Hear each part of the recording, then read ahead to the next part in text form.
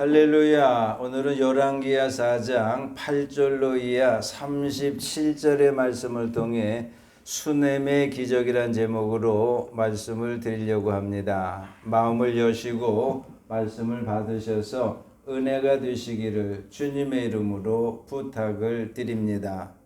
우리 성경 본문에 엘리사가 등장을 합니다.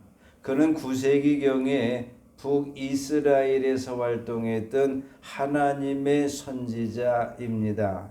그러나 원래는 요단강가의 아벨 모홀라 사람 사밧의 아들로 태어나서 밭을 갈던 사람입니다.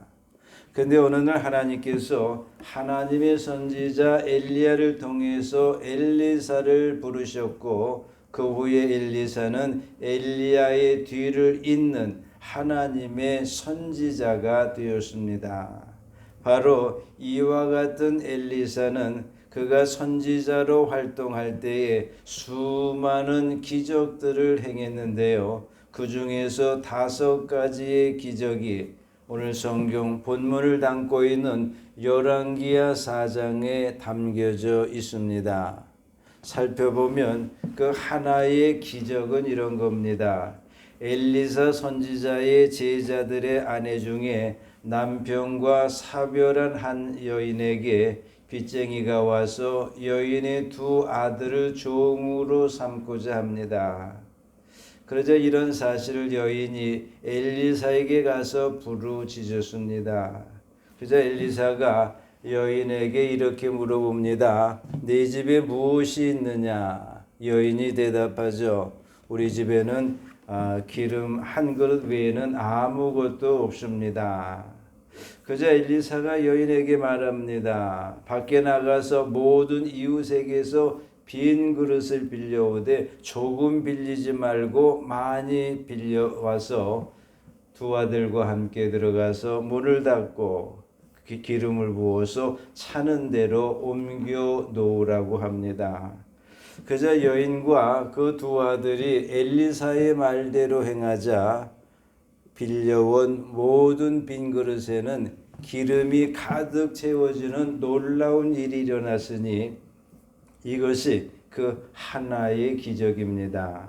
이후에 여인은 기름을 팔아서 빚을 갚았고 남은 것으로 2 아들과 생활을 할 수가 있었습니다. 또 하나의 기적은 이런 겁니다. 베냐민 지파 성읍이었던 길갈에 흉년이 들었을 때 엘리사가 자기의 제자들을 위해서 자기 사환에게 큰 솥을 걸고 국을 끓이라고 했고 그 끓인 것을 무리들에게 나눠줘서 먹게 했습니다. 근데 무리가 국을 먹다가 솥에 죽음의 독이 들어있다고 외치면서 먹지를 못합니다. 그자 엘리사가 그 솥 안에 있는 독을 제거하는 놀라운 일을 행하였으니 이것이 또 하나의 기적입니다. 또 하나의 기적은 어느 날 엘리사가 보리떡 20개를 가지고 100명을 먹이고도 남는 놀라운 일을 행하였으니 이것이 또 하나의 기적입니다. 그리고 나머지 2개의 기적은 당시 이사갈 지파의 도성이었던 수넴에서 일어났는데요. 그 내용이 오늘 성경 본문에 그대로 담겨져 있습니다. 오늘 성경 본문을 보면 하루는 엘리사가 수넴에 이르렀을 때 한 귀한 여인이 엘리사를 강권하여 음식을 대접을 했는데요. 여기서 귀한 여인은 대부분 부유한 여인으로 봅니다. 근데 여인으로부터 음식 대접을 받은 엘리사는 그날 이후에 그곳을 지나갈 때마다 음식을 먹으려고 그 여인의 집으로 들어갔습니다. 그런데 여인이 이처럼 엘리사를 대접했던 것은 그가 처음부터 하나님의 선지자임을 알았던 것은 아닙니다. 처음에는 그저 나그네 중에 한 사람으로 여기고 대접하였다가 후에 그가 하나님의 사람인 것을 알게 되었습니다. 한편 여인은 자신이 그동안 엘리사를 대접한 사실을 남편에게 어느 날 털어놓습니다. 그러면서 다음과 같은 제안을 남편에게 하죠. 9절로 10절입니다. 항상 우리를 지나가는 이 사람은 하나님의 거룩한 사람인 줄을 내가 아노니 청하건대 우리가 그를 위하여 작은 방을 담 위에 만들고 침상과 책상과 의자와 촛대를 두사이다. 그가 우리에게 이르면 거기에 머물리이다. 여인이 이와 같이 남편에게 제안한 이유가 뭘까요? 그것은 분명 하나님의 선지자인 엘리사에게 좀 더 그를 돕기 위해서 그에게 봉사하기 위함입니다. 여기서 우리는 여인이 하나님에 대한 뜨거운 신앙을 가졌음을 볼 수 있는데요. 이처럼 하나님에 대한 뜨거운 신앙은 오늘날 우리에게도 필요한 줄로 믿습니다. 왜냐하면 부활 승천하신 주님께서 당시 반모섭에 유배되었던 사도 요한을 통해서 다음과 같이 말씀하셨기 때문입니다. 요한계시록 3장 16절입니다. 내가 이같이 미지근하여 뜨겁지도 아니하고 차지도 아니하니 내 입에서 너를 토하여 버리리라. 여러분 모두가 하나님에 대한 뜨거운 신앙을 가짐으로 하나님께서도 여러분을 뜨겁게 사랑하게 되시기를 주님의 이름으로 축원해 드립니다. 축원합니다. 이제 마침내 여인의 제안대로 담 위에 작은 방이 마련이 되었고 만들어졌고 침상과 책상과 의자와 촛대가 마련이 되었습니다. 바로 그를 어느 날 거기에 이르러 그 방에 들어가 누워 있다가 엘리사는 자기 사원 게하시아에게 여인을 불러오라고 말합니다. 이 여인이 와서 엘리사 앞에 서자 엘리사는 자기 사원에게 여인에게 이렇게 이르라고 합니다. 13절이죠. 내가 이같이 우리를 위하여 세심한 배려를 하는도다. 내가 너를 위하여 무엇을 하랴?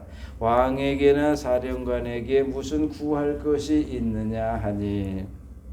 여기서 우리는 엘리사가 왕궁에 막강한 영향력을 행사할 수 있었음을 알 수 있는데요. 그 이유가 뭐였을까요? 그 이유는 분명 엘리사가 하나님의 능력을 동원해서 이스라엘에게 큰 도움을 주었기 때문입니다. 그런데 엘리사로부터 왕에게나 사령관에게 무슨 구할 것이 있느냐라고 하는 제안을 받은 여인이 아주 짤막하게 이렇게 대답합니다. 13절 하반부입니다. 나는 내 백성 중에 거주하나이다. 이것은 여인이 엘리사의 제안을 우회적으로 거절한 겁니다. 그렇다면 여인이 이처럼 거절한 이유가 뭘까요? 그가 부유하고 부족함이 없었기 때문일까요? 그렇지 않습니다. 여인이 거절한 이유는 그동안 엘리사를 대접한 것이 대가를 바라고 한 것이 아니라 다만 하나님에 대한 뜨거운 신앙에 따라서 순수하게 한 것이기 때문입니다. 이제 엘리사는 여인으로부터 뜻밖의 대답을 듣고는 자기 사원에게 다음과 같이 고민을 털어놓습니다. 14절 초반부입니다. 그러면 그를 위하여 무엇을 할꼬? 정말 그렇습니다. 누군가가 도와달라고 하는데 내가 도와줄 수 없는 것도 고민이지만 내가 누군가를 도와주려고 하는데 그가 도움을 거절하는 것도 고민입니다. 근데 잠시 후 사환이 엘리사에게 이렇게 말합니다. 14절 하반부입니다. 참으로 이 여인은 아들이었고 그 남편은 늙었나이다. 여기서 그 남편을 늙었나이다라고 하는 말은 그 남편은 자식을 가질 수 없다라고 하는 말입니다. 그러자 이와 같은 말을 사환으로부터 들은 엘리사가 사환에게 다시 여인을 불러오라고 합니다. 이 여인이 또다시 와서 엘리사 앞에 서자 엘리사가 여인에게 다음과 같이 이릅니다. 16절 하반부입니다. 한 해가 지나 이맘때쯤 네가 아들을 안으리라. 이것은 우리로 옛적에 사람의 모습으로 나타나신 하나님께서 아브라함에게 여인의 생리가 끊어진 그의 아내 사라가 내년 이맘때 아들이 있으리라고 하신 말씀을 연상하게 합니다. 어쨌든 엘리사로부터 한 해가 지나 이맘때쯤 네가 아들을 안으리라고 하는 말을 들은 여인이 엘리사에게 이런 반응을 보입니다. 16절 하반부죠. 당신의 계집종을 속이지 마옵소서. 여기서 우리는 옛적에 아브라함의 아내 사라가 내년 이맘때 아들을 낳으리라고 하는 말을 듣고 믿지 못했던 것처럼 여인도 엘리사의 말을 믿지 못하는 것을 볼 수가 있습니다. 하지만 그날 이후 여인은 엘리사의 말대로 어김없이 아이를 잉태했고 한 해가 지나자 아들을 낳는 놀라운 일이 일어났으니 이것이 또 하나의 기적입니다. 따라서 이 기적은 하나님에 대한 뜨거운 신앙으로 하나님의 선한 일을 하는 엘리사를 순수하게 대접한 여인에게 하나님께서 베풀어 주신 놀라운 은혜인 겁니다. 여러분 모두가 하나님에 대한 뜨거운 신앙으로 선한 일을 하는 이들을 대접하심으로 하나님께서 베풀어 주시는 놀라운 은혜를 체험하게 되시기를 주님의 이름으로 축원해 드립니다. 축원합니다. 그런데 몇 년간 잘 자라던 여인의 아들이 어느 날 추수꾼들에게 나가서 그의 아버지에게 이르러서는 그 아이가 이렇게 말합니다. 내 머리야, 내 머리야 하면서 아버지에게 말합니다. 그러자 그의 아버지가 사환에게 아이를 그의 어머니에게로 데려가라고 명했고 아이가 그의 어머니에게로 갔을 때 낮까지 어머니 무릎에 앉아 있다가 그만 죽고 말았습니다. 이제 여인에게는 청정병력 같은 일이 벌어진 겁니다. 그저 여인은 죽은 아들을 자기 침상이 아니라 엘리사의 침상 위에 두고는 문을 닫고 나옵니다. 이 같은 여인의 행동은 그의 믿음을 반영한 겁니다. 그렇다면 그의 믿음은 어떤 믿음이었습니까?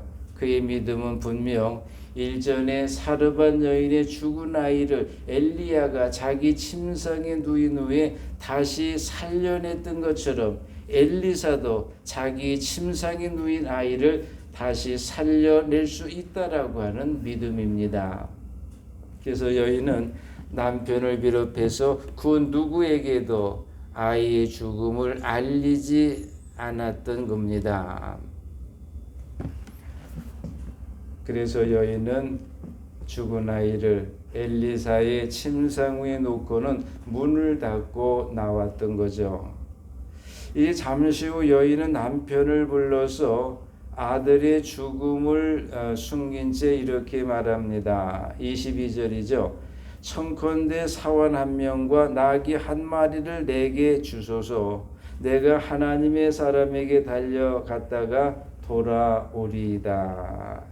이것은 여인이 엘리사가 자기 죽은 아이를 다시 살릴 수 있다라고 하는 믿음에 따른 행동입니다. 이제 여인은 열심히 달려갑니다. 엘리사가 머물고 있는 갈멜산을 향해서 가죠. 마침내 그에게로 다가가게 되었습니다. 그저 멀리서 여인을 알아본 엘리사가 자기 사환에게 저기 수넴 여인이 왔으니 너는 달려가서 그를 맞아서 이렇게 물어보라고 합니다. 26절 중반부죠. 너는 평안하냐? 네 남편이 평안하냐? 아이가 평안하냐? 그저 이와 같은 사환의 물음에 여인은 대답하죠. 평안합니다. 아무 일도 없었던 것 같이 말합니다. 여인이 이처럼 대답한 이유는 분명 한시라도 빨리 1분 1초라도 빨리 엘리사 선지자를 만나고 싶은 마음에서 나온 말입니다. 대답입니다. 이 잠시 후 여인은 엘리사에게 나아가 그의 발을 안습니다. 그러자 사환이 여인을 물리치려고 합니다. 왜냐하면 여인이 외간 남자의 신체에 접촉하는 것은 당시 예절에 벗어나는 일이었기 때문입니다. 그러나 엘리사는 자기 사환에게 여인을 물리치지 말고 가만두라고 하면서 이렇게 말합니다. 27절 하반부죠. 그의 영혼이 괴로워하지만은 하나님께서 내게는 숨기시고 이르지 아니하셨도다. 엘리사가 이와 같은 말을 한 이유는 여인이 큰 어려움에 빠진 것을 그가 눈치채었기 때문입니다. 그래서 엘리사는 조금 전에 여인이 예절을 벗어나서 자기의 발을 안았지만 여인을 물리치려는 사환의 행동을 저지했던 겁니다. 여기서 우리에게 주는 깨달음이 있습니다. 그 하나는 하나님의 일이나 선한 일을 하는 사람은 세상의 예절이나 풍습이나 관습에 얽매여서는 안 된다라고 하는 겁니다. 또 하나는 아무리 하나님의 선지자라고 하더라도 항상 앞으로 일어날 수 있는 일을 알 수 있는 것은 아니다라고 하는 겁니다. 왜냐하면 아무리 하나님의 선지자라 할지라도 하나님께서 자신의 뜻을 선지자를 통해서 세상에 나타내시고자 할 때만이 그가 앞으로 일어날 일을 선지자가 알 수 있기 때문입니다.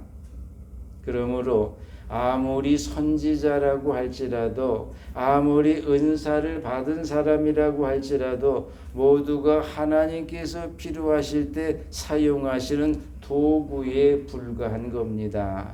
그러므로 하나님의 일을 하는 사람은 자신이 하나님의 도구에 지나지 않음을 깨닫고 항상 겸손해야 합니다. 여러분 모두가 항상 겸손함으로 하나님께서 기쁘고 즐겁게 사용하시는 영광스러운 도구가 되어서 여러분도 영광스럽게 되시기를 주님의 이름으로 축원해 드립니다. 축원합니다. 이제 여인이 엘리사에게 이렇게 말합니다. 28절이죠. 내가 내 주께 아들을 구하더이까 나를 속이지 말라고 내가 말하지 아니하더이까. 이것은 여인이 지난 날을 회상하면서 현재의 괴로움을 엘리사에게 스스럼 없이 드러낸 겁니다. 여인이 이처럼 할 수 있었던 것은 여인이 엘리사를 무한히 신뢰했기 때문입니다. 이제 잠시 후 엘리사는 자기 사원에게 다음과 같이 말합니다. 29절입니다. 내 허리를 묶고 내 지팡이를 손에 들고 가서 사람을 만나고도 인사하지 말며 사람이 내게 인사할지라도 대답하지 말고 내 지팡이를 그 아이 얼굴에 놓으라. 여러분 여기서 엘리사가 왜 사환에게 이렇게 말했는지 궁금하지 않습니까? 이에 대해서는 잠시 후에 살펴보도록 하겠습니다. 그리고 지금은 엘리사가 사환에게 한 말을 들은 여인이 엘리사에게 하는 말을 들어보겠습니다. 여인은 엘리사에게 이렇게 말합니다. 30절이죠. 여호와께서 살아계심과 당신의 영혼의 살아계심을 두고 맹세하노니 내가 당신을 떠나지 아니하리이다. 무슨 말입니까? 이 말은 사환을 시키지 말고 엘리사 선지자께서 직접 행동에 나서라고 한 말입니다. 그러자 여인의 말을 알아듣는 엘리사가 일어나서 여인을 따라갑니다. 근데 한편 엘리사보다 먼저 여인의 죽은 아이에게 도착한 사환이 엘리사의 말대로 엘리사의 지팡이를 죽은 아이의 얼굴에 놓았으나 아이가 깨어나지 않았습니다. 그 이유가 뭘까요? 그것은 그가 하나님을 믿고 의지하는 신앙이 당길 수 없는 거짓되고 탐욕스러운 사람이었기 때문입니다. 따라서 그는 지팡이를 믿고 의지했을 뿐이므로 그가 아무리 엘리사의 말대로 엘리사의 지팡이를 죽은 아이의 얼굴에 놓은 듯 아이가 깨어날 리가 만무였던 겁니다. 여러분, 엘리사의 사환이 하나님을 믿고 의지하는 신앙이 당길 수 없는 거짓되고 탐욕스러운 사람임을 어떻게 할 수가 있습니까? 우리 성경 본문 넘어 5장에 가서 보게 되면 엘리사로부터 문둥병에서 고침을 받은 아람의 군대장과 나아만이 엘리사에게 예물을 주려고 하자 엘리사가 거절을 하고 그대로 돌려보냅니다. 그러자 엘리사의 사환 게하시가 나아만의 뒤를 쫓아가서 다음과 같은 거짓말을 합니다. 5장 20절입니다. 우리 주인께서 나를 보내시어 말씀하시기를 지금 선지자의 제자 중에 두 청년이 에브라임 산지에서부터 내게로 왔으니 청하건대 당신은 그들에게 은 1달란트와 옷 2벌을 주라 하시더이다. 그자 나아만이 이 말을 듣고는 은 2달란트를 주었고 이 외에도 은 2달란트와 옷 2벌을 더 주었습니다. 그저 게하시는 나아만으로부터 받은 것을 집에 감추고는 아무 일도 없었다는 것처럼 그의 주인 엘리사 앞에 나아갔습니다. 이제 그런 모든 사실을 이미 알고 있는 엘리사가 게하시에게 물어보죠. 네가 어디서 오느냐? 그랬더니 게하시는 당신의 종이 아무데도 가지 아니하였다라고 거짓말을 합니다. 그래서 엘리사가 게하시에게 지금이 어찌 은을 받으며 옷을 받을 때냐고 책망을 하면서 다음과 같이 말합니다. 5장 27절이죠. 나만의 나병이 내게 들어 내 자손에게 미쳐 영원토록 이르리라. 그러자 게하시가 엘리사 앞에서 물러나오매 나병이 발하여 눈같이 시게 되었습니다. 이처럼 엘리사의 사원 게하시는 하나님을 믿고 의지하는 신앙이 당길 수 없는 거짓되고 탐욕스러운 사람이었던 겁니다. 그렇다면 왜 엘리사는 이런 사원에게 그와 같은 지시를 내렸던 것일까요? 그것은 하나님의 능력을 전적으로 신뢰하지 않는다면 하나님의 기적은 일어나지 않는다라고 하는 것을 보여주기 위함이었습니다. 따라서 엘리사는 사환의 말씀이 하나님의 능력을 전적으로 신뢰하는 믿음이 아니라 단지 지팡이의 능력을 믿는 믿음이 미신적인 그런 믿음에 지나지 않음을 미리 알았던 겁니다. 이 엘리사는 이번 기회에 사환의 잘못된 신앙을 바로 잡아주려고 사환으로 하여금 먼저 가서 내 지팡이를 그 아이의 얼굴에 놓으라고 명했던 겁니다. 이제 사환의 뒤를 이어서 도착한 엘리사가 아이의 위에 엎드려서 자기 입을 그 아이의 입에, 자기 눈을 그 아이의 눈에, 자기의 손을 그 아이의 손에 대고 엎드립니다. 그러자 아이의 살이 차차 따뜻해졌고 엘리사가 또다시 아이의 위에 엎드리자 아이가 7번 재치기 하고는 눈을 떴습니다. 따라서 이것은 엘리사의 간절한 기도에 대한 하나님의 응답입니다. 또한 동시에 하나님에 대한 뜨거운 신앙으로 하나님의 선지자를 대접한 여인에게 하나님께서 또다시 베풀어 주신 하나님의 은혜입니다. 따라서 오늘날도 하나님에 대한 뜨거운 신앙과 하나님의 능력을 확신하는 믿음과 하나님의 능력을 구하는 간절한 기도가 모아질 때 하나님의 놀라운 회복의 은혜가 나타나는 줄로 믿습니다. 여러분 모두가 하나님에 대한 뜨거운 신앙과 하나님의 능력을 확신하는 믿음과 하나님의 능력을 구하는 간절한 기도가 모아져서 하나님의 놀라운 회복의 은혜를 체험하게 되시기를 주님의 이름으로 축원해 드립니다. 축원합니다.